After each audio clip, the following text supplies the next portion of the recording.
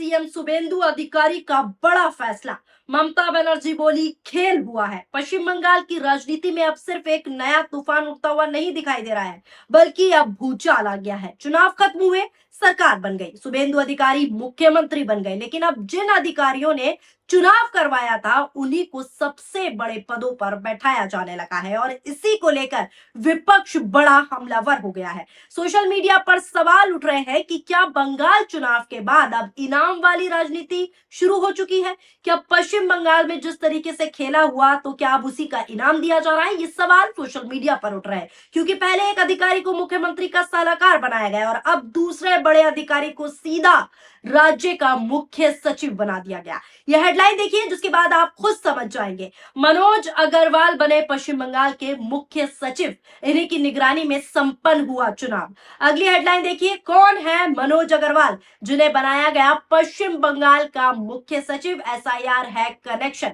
दरअसल दोस्तों, पूरा मामला बता देती हूँ। पश्चिम बंगाल के मुख्य चुनाव अधिकारी रहे मनोज कुमार अग्रवाल को राज्य का नया मुख्य सचिव जो है नियुक्त कर दिया गया है। मनोज अग्रवाल 1990 बैच के आईएएस अधिकारी है और विधानसभा चुनाव के दौरान वही राज्य के मुख्य निर्वाचन अधिकारी थे। उन्हीं की निगरानी में पूरा चुनाव जो था बंगाल का, वो संपन्न हुआ। अब चुनाव खत्म होते ही उन्हें बंगाल का सबसे बड़ा प्रशासनिक पद जो है दे दिया गया है। राज्य सरकार ने आदेश दिया है और आदेश जारी करते हुए कहा है कि ये नियुक्ति तत्काल प्रभाव से लागू हो, यानी जल्द से जल्द हो। सबसे बड़ी बात यह है कि इससे ठीक पहले रिटायर आईएएस अधिकारी सुब्रत गुप्ता को मुख्यमंत्री जो है शुभेंदु अधिकारी का सलाहकार बनाया गया था। वही सुब्रत गुप्ता जो चुनाव के दौरान स्पेशल रोल ऑब्जर्वर की जिम्मेदारी निभा रहे थे, यानी चुनाव से जुड़े दो बड़े अधिकारियों को नई सरकार में बड़ी जिम्मेदारी, बड़ा पद मिल गया। और अब इसी को लेकर राजनीति जो है गर्मा चुकी है, पूरी तरीके से गर्म हो चुका है माहौल।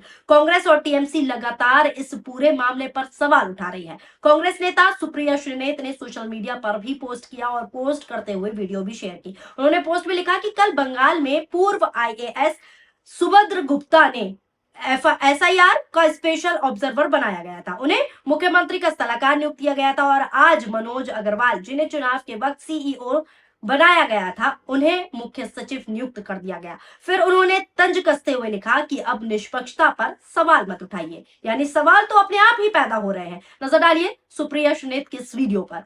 कल बंगाल में पूर्व आईएएस अधिकारी सुब्रत गुप्ता, जो एसआईआर के टाइम पर स्पेशल ऑब्जर्वर नियुक्त हुए थे, उनको नवनिर्वाचित मुख्यमंत्री शुभेंदु अधिकारी का सलाहकार बनाया गया। आज बंगाल में मनोज अग्रवाल, जो चुनाव के टाइम पर चीफ इलेक्टोरल ऑफिसर सीईओ थे, उनको बंगाल का प्रमुख सचिव मतलब चीफ सेक्रेटरी बनाया गया है। लेकिन खबरदार, जो किसी ने दोनों खबरों को मिलाकर चुनाव की निष्पक्षता पर सवाल उठाए, कतई नहीं। लेकिन मोदी जी, एक बात तो आपसे कहनी है। मेहदी हसन साहब की एक बड़ी फेमस गजल है, रंजिश ही सही, अटल जी को बहुत पसंद भी थी। उसमें एक शेर है, कुछ तो मेरे पिंदारे मोहब्बत का भरम रख, तू भी तो किसी रोज मनाने के लिए मुझे आ। तो थोड़ा भरम आप भी रख लेते, निष्पक्षता का थोड़ा भरम आप भी रख लेते कि इतनी मिली भगत नहीं थी। लेकिन आपने तो खुला खेल फरुखाबादी खेलना शुरू कर दिया है। वैसे शास्त्रों में इसको क्विड प्रो को कहा गया है। सुना आपने सुप्रिया श्रीनेत ने क्या कुछ कहा। अब सवाल लाजिम है और सोशल मीडिया पर उठ रहे हैं कि क्या ये इनाम की राजनीति है? यही वजह है कि विपक्ष लगातार आरोप लगा रहा है कि जिन अधिकारियों ने चुनावी प्रक्रिया संभाली, उन्हें सरकार बनने के तुरंत बाद पद देकर पुरस्कार दिया जा रहा है। खासकर इसलिए क्योंकि पश्चिम बंगाल चुनाव पहले ही विवादों में रहा है और लगातार विवादों के घेरों में है और अब भी विवाद कम नहीं हो रहे हैं। एसआईआर को लेकर सुप्रीम कोर्ट तक मामला पहुंच गया, वोटर लिस्ट से नाम हटाने के आरोप लगे, कई सीटों पर दोबारा मतदान हुआ और अब उसी चुनाव से जुड़े अफसरों को नई सरकार में प्रमोशन मिलना विपक्ष को सवाल उठाने का पूरा मौका दे रहा है। न केवल विपक्ष सवाल उठा रहा है, बल्कि सोशल मीडिया पर भी सवाल उठ रहे हैं। इसी को लेकर राहुल गांधी ने भी बीजेपी पर बड़ा हमला बोला। यह हेडलाइन देखिए, जितना बड़ा चोर उतना बड़ा इनाम। बंगाल में मुख्य सचिव की नियुक्ति पर राहुल का तंज। बंगाल में पूर्व निर्वाचन अधिकारी को नया मुख्य सचिव बनाने को लेकर कांग्रेस ने बीजेपी पर तंज कसा है। राहुल गांधी ने कहा है कि यह बीजेपी इसी का चोर बाजार है और इसमें जो जितना बड़ा चोर होता है उतना ही बड़ा इनाम पाता है। यानी राहुल गांधी कह रहे हैं कि ये इनाम की राजनीति हो रही है। राहुल गांधी ने ट्वीट किया और लिखा कि बीजेपी ईसी के चोर बाजार में जितनी बड़ी चोरी उतना बड़ा इनाम। अब आखिर इस नियुक्ति को लेकर ये जो है पूरा विवाद हो क्यों रहा है, ये भी मैं आपको आसान भाषा में समझाने की कोशिश करती हूँ। इस नियुक्ति ने जो है विवादों के घेरों में इसलिए पकड़ लिया है तूल कि राजनीतिक महत्व हासिल कर लिया है। क्यों कर लिया है? क्योंकि विधानसभा चुनाव से पहले टीएमसी और कांग्रेस लगातार आरोप लगा रहे थे। क्या लगा रहे थे? चुनाव आयोग भाजपा के इशारों पर काम कर रहा है। मतदाता सूची यानी कि एसआईआर को लेकर चुनाव आयोग और तृणमूल कांग्रेस के बीच लंबे समय तक टकराव भी देखने को मिला। रोज नई खबरें आ रही थी और टकराव अभी भी खत्म नहीं हुआ है। यहाँ तक कि टीएमसी तो अब भी कह रही है कि हम हारे नहीं, हमें हराया गया है। हालांकि बीजेपी और नई सरकार इसे प्रशासनिक फैसला बता रही है जो नियुक्ति हुई है। सरकार का कहना है कि मनोज अग्रवाल का ट्रैक रिकॉर्ड बेहद मजबूत रहा है। चुनाव आयोग भी उनके कामों की तारीफ कर चुका है। चुनाव शांतिपूर्ण तरीके से संपन्न कराने में उनकी बड़ी भूमिका रही, ये साफ तौर पर चुनाव आयोग का कहना है। इसी अनुभव को देखते हुए उन्हें मुख्य सचिव बनाया गया है ताकि राज्य के विकास कार्य तेजी से आगे बढ़ सके, यह है भारतीय जनता पार्टी का कहना। लेकिन राजनीति में सवाल सिर्फ योग्यता का नहीं बल्कि टाइमिंग का भी होता है और टाइमिंग राजनीति में बहुत जरूरी होती है। और यही सवाल अब पूछा जा रहा है कि चुनाव खत्म होते ही लगातार उन्हीं अफसरों को क्यों तवज्जो दी जा रही है, उन्हीं अफसरों को अहम जिम्मेदारी क्यों दी जा रही है जो चुनावी प्रक्रिया में शामिल थे। विपक्ष इसे सिस्टम सेटिंग बता रहा है, सिस्टम में सेटिंग की गई है ये कह रहा है विपक्ष, जबकि बीजेपी इसे कुशल प्रशासन कह रही है। इसी बीच मुख्यमंत्री शुभेंदु अधिकारी ने विभागों का जो विभाग है उनका बंटवारा भी कर दिया है। दिलीप घोष को ग्रामीण विकास और पंचायत विभाग दे दिया गया है। अग्निमित्रा पॉल की बात करें तो उन्हें महिला एवं बाल कल्याण मंत्रालय मिला है। अशोक कृतनीय को खाद्य विभाग और खुदीराम टूडू को पिछड़ा वर्ग कल्याण विभाग सौंपा गया है। वहीं निशित प्रामाणिका को उत्तर बंगाल विकास और खेल मंत्रालय दिया गया है। गृह विभाग की बात करूं तो गृह विभाग खुद मुख्यमंत्री शुभेंदु अधिकारी ने अपने पास रख लिया है। नई सरकार की पहली कैबिनेट बैठक पे जो है बड़े फैसले ले लिए गए हैं। बांग्लादेश सीमा पर जहां अभी तक बाढ़ नहीं लगी है वहां बीएसएफ को 45 दिनों के भीतर जमीन आवंटित करने का निर्णय भी ले लिया गया है। यानी नई सरकार सीमा सुरक्षा को लेकर भी बड़ा संदेश देना चाहती है। लेकिन इसी बीच सवाल भी गहरे उठ रहे हैं। विपक्ष का कहना है कि असली खेल प्रशासनिक ढांचे में शुरू हो चुका है क्योंकि निवर्तमान जो मुख्य सचिव है दुष्यंत नारियाला को दिल्ली भेज दिया गया है और अब नई नियुक्तियों को बाद जो है ये चर्चा जो है तेज हो गई है और नई नियुक्तियों पर जो है सवाल उठ रहे हैं।